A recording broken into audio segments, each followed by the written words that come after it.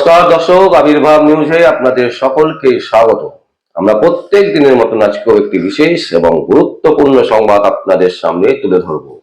দর্শক, এসএসসি পরীক্ষা হাইকোর্টের নির্দেশে বলুন বা সুপ্রিম কোর্টের নির্দেশে বলুন, সেই পরীক্ষার কিন্তু ব্যবস্থা হয়েছিল। সেই পরীক্ষাতেও দেখা যাচ্ছে যেভাবে একের পর এক দুর্নীতি উঠে আসছে, তাতে করে কিন্তু একটা জিনিস স্পষ্ট যে পশ্চিমবঙ্গের সরকার মানে মুখ্যমন্ত্রী মমতা ব্যানার্জির নেতৃত্বে যে সরকার চলছে, সেই সরকার দুর্নীতি ছাড়া কোনো অবস্থাতেই স্বচ্ছভাবে ভালোভাবে কোনো কাজ করবে না। এটাই কিন্তু উঠে আসছে কি, যে ফুল মার্কস পেয়েও ইন্টারভিউয়ে ডাক মেলেনি। বিকাশ ভবন ঘেরাও হলো গতকাল। শুধু বিকাশ ভবন নয়, কলকাতার বিভিন্ন জায়গাতে বিক্ষোভ হয়েছে, বিক্ষোভ কর্মসূচি পালন করেছে এসএসসির যারা শিক্ষক নিয়োগে পরীক্ষা দিয়েছিলেন। যাদের ফুল মার্কস আছে তারা ইন্টারভিউতে ডাক পাচ্ছেন না, অথচ যারা 25 পেয়েছে, যারা 30 পেয়েছে, তাদেরকে ইন্টারভিউতে ডেকে তাদের জন্য ব্যবস্থা করছে সরকার। এ কোন সরকার চলছে? এ কি ধরনের সরকার চলছে? কেমন সরকার চলছে?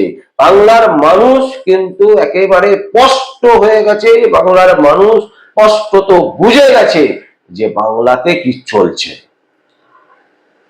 এদিকে আমরা দেখছি যে ব্রাত্য বসু তিনি কি বলছেন? তিনি বলছেন ইন্টারভিউ কল প্যানেলে কোনো দাগি চাকরি প্রার্থী নেই। তিনি দাবি করছেন ব্রাত্য বসু কি খেয়ে আছেন? গাঁজা খেয়ে আছেন না অন্য কিছু খেয়ে আছেন? নাকি মুখ্যমন্ত্রী মমতা ব্যানার্জি চটি চাটতে চাটতে এমন একটা পর্যায়ে পৌঁছেছে, কি হচ্ছে বা কি হচ্ছে না সেটারও খবর নিচ্ছেন না? আপনার দপ্তরের এত বড় ভয়ঙ্কর কেলেঙ্কারি, আর আপনি বলছেন কি যে কোনো দাগি কেউ নেই। তাহলে যে ছেলে মেয়েটি 100-তে 100 পেল, তার ইন্টারভিউ কল লেটার কেন এলো না? কেন? এই প্রশ্ন কিন্তু এসএসসি কর্মপ্রার্থীরা তারা কিন্তু করছে। এসএসসি বিষয় নিয়ে যে সমস্ত দুর্নীতি উঠে আসছে এবং সরকার স্পষ্টত তার সাথে আষ্টে পৃষ্ঠে যুক্ত, এবং শুধু তাই নয়, শুধু সরকার নয়, এখানে মুখ্যমন্ত্রী মমতা ব্যানার্জি থেকে শুরু করে অভিষেক ব্যানার্জি একেবারে স্পষ্টত এই দুর্নীতির সাথে যুক্ত। প্রমাণ হোক আর না হোক, কারণ পশ্চিমবঙ্গে যা চলছে, পশ্চিমবঙ্গের প্রমাণ এরা রাখছে না। কোন দুর্নীতির প্রমাণ বলুন, সব প্রমাণ তথ্য সিবিআই ইডির কাছে আছে, কিন্তু এনারা সেটা প্রকাশ হতে দেবেন না। নানান রকমের গটাপ সেটিং, বিভিন্ন রকমের ক্রিয়াকলাপ করে তারা চাইছে যেন তেন প্রকারণ পশ্চিমবঙ্গের যে একটা সুন্দর মানচিত্র, সেটাকে নষ্ট করতে, সেটাকে বিনষ্ট করতে আমাদের বলতে কোনো দ্বিধা নেই। মুখ্যমন্ত্রী মমতা ব্যানার্জি এই পুরো ঘটনা এবং যত টাকার কেলেঙ্কারি হয়েছে তা স্পষ্টত তিনি জানেন, এবং জেনে বুঝেই তার ফান্ডে টাকা তোলার জন্যই এই ধরনের ব্যবস্থা প্রতিবার করছেন তিনি। এটা একেবারে স্পষ্ট। আর তা যদি তিনি না করে থাকেন, তাহলে ইমিডিয়েট তার পদত্যাগ করা উচিত। কারণ ইয়াং জেনারেশনের ছেলে মেয়েদেরকে এইভাবে নাস্তানুভূত করে, এইভাবে তাদের কেরিয়ার যিনি নষ্ট করছেন, যদি কেরিয়ারের দায়িত্ব না নিতে পারেন, তাহলে দয়া করে পদত্যাগ করে বেরিয়ে যান। তা না হলে কিন্তু পশ্চিমবঙ্গে ভয়ঙ্কর কাণ্ড ঘটতে চলেছে। যদিও আপনি সেই কাণ্ডটা ঘটাবার জন্যই প্রস্তুতি নিচ্ছেন, কারণ বিভিন্ন জায়গায় আপনি টাকাকে যেভাবে ছড়িয়ে রেখেছেন নেতা নেত্রীদের মধ্যে, বিভিন্ন মানুষের মধ্যে, বিভিন্ন ক্লাবকে, তারা কিন্তু রীতিমতো ফাইট করবে সাধারণ মানুষের সাথে।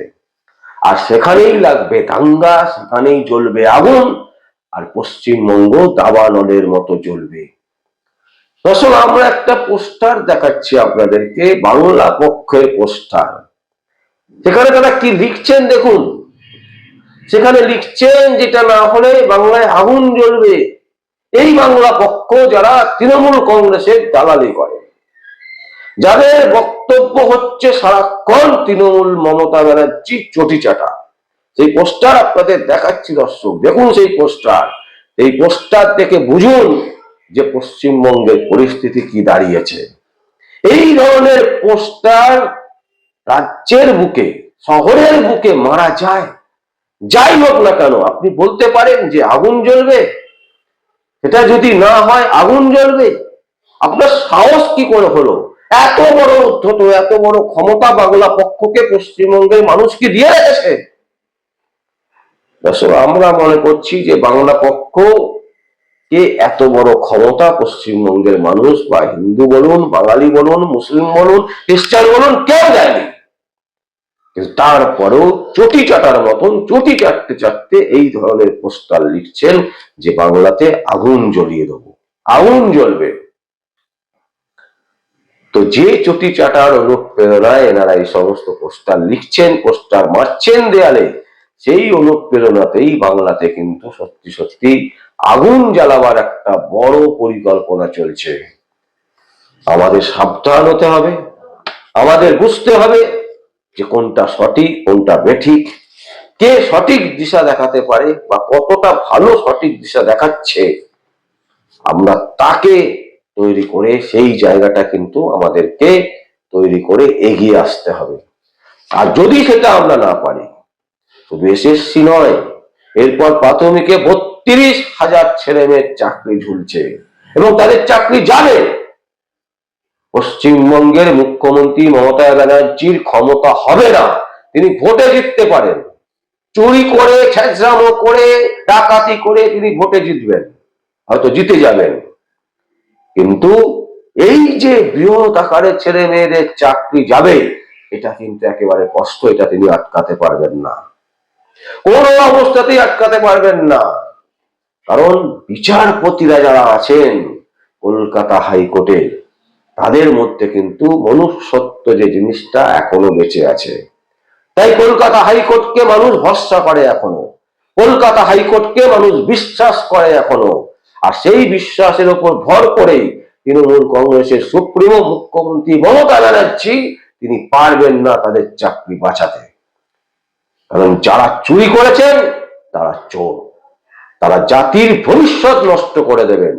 তাই তাদেরকে কোনো অবস্থাতেই প্রশ্রয় দেওয়া যাবে না এবং তাদের সাথে যারা যুক্ত, আমরা মনে করি তাদেরকেও বেছে বেছে ধরতে হবে, ধরার পর তাদের বিরুদ্ধেও ব্যবস্থা নিতে হবে কলকাতা হাইকোর্টের মাধ্যমে।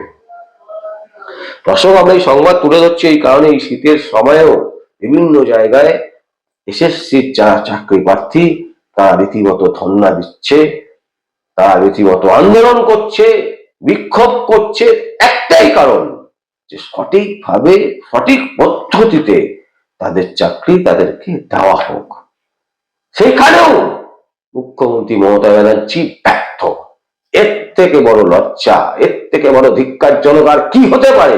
একজন মহিলা এতটাই কান কাটা, এতটাই নির্লজ্জ, সারা পৃথিবী এই মুখ্যমন্ত্রী মমতা ব্যানার্জিকে দেখে হাসছে আর তিরস্কার করছে, সেই মুখ্যমন্ত্রী, সেই মমতা, সেই। দর্শক, আমরা এই সংবাদ আপনাদের সামনে তুলে ধরলাম। যদি আপনাদের কোনো বক্তব্য থাকে, কোনো কমেন্ট থাকে, অবশ্যই আপনারা কমেন্ট বক্সে কমেন্ট করবেন। আর দেখতে থাকুন পরবর্তী সংবাদ আবির্ভাব নিউজে। আমার নাম বিশ্বজিৎ পাল, আবির্ভাব নিউজের জন্য।